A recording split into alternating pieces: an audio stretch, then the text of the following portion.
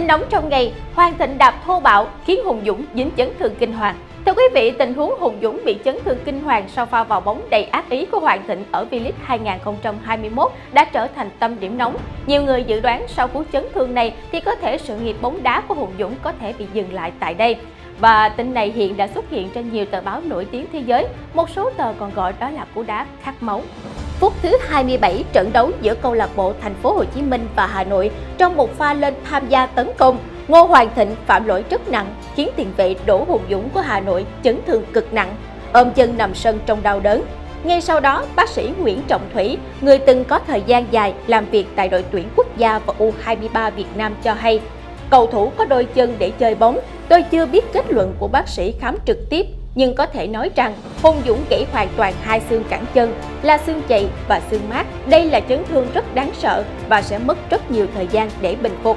Đặc biệt, ngoài việc xương cẳng chân Hùng Dũng bị gãy, bác sĩ Thủy còn lo ngại cổ chân của tiền vệ này cũng gặp vấn đề. Ông cho hay, nếu tổn thương ở phần đoạn 1/3 giữa xương cẳng chân và khớp cổ chân thì còn đỡ. Nhưng nếu gãy đoạn 1/3 dưới thì là cả vấn đề rất lớn cho sự nghiệp của một cầu thủ. Và khớp cổ chân gặp vấn đề nữa thì thật sự rất kinh khủng. Ngay ở giây phút định mệnh đó, Đỗ Hùng Dũng đổ gục xuống sân, tỏ rõ sự đau đớn sau cú đạp của Ngô Hoàng Thịnh. Lúc này, Đỗ Văn Thuận, tiền vệ của Thành phố Hồ Chí Minh và từng là đồng đội rất thân của Hùng Dũng trước đây, ôm đầu lo lắng ngay khi nhìn thấy tình huống chấn thương của cầu thủ Hà Nội FC.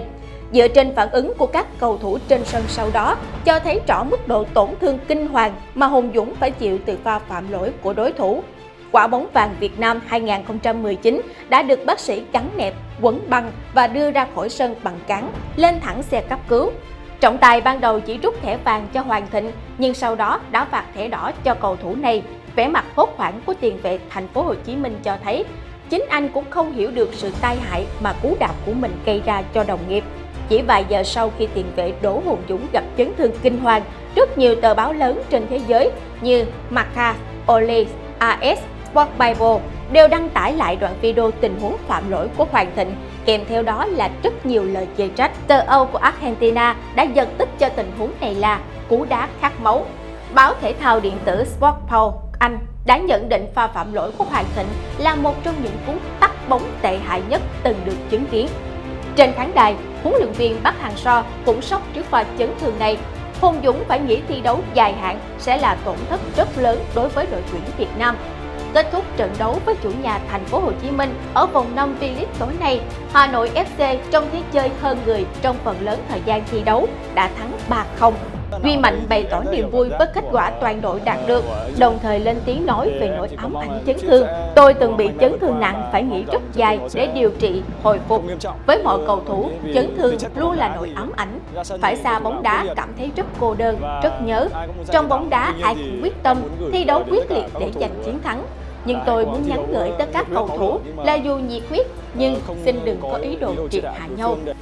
Thưa quý vị, quả bóng vàng Đỗ Hùng Dũng sẽ phải đối diện với các cuộc phẫu thuật sau pha chấn thương kinh hoàng đây. Chúng tôi mong rằng anh sẽ sớm bình phục, ổn định tâm lý và tiếp tục niềm đam mê với bóng đá dù ở bất cứ hình thức và vị trí nào. Và khán giả chúng tôi đã, đang và sẽ luôn tự hào về anh. Chúng tôi tin rằng một tài năng trẻ như anh sẽ có thể còn cống hiến nhiều hơn nữa cho bộ môn thể thao này.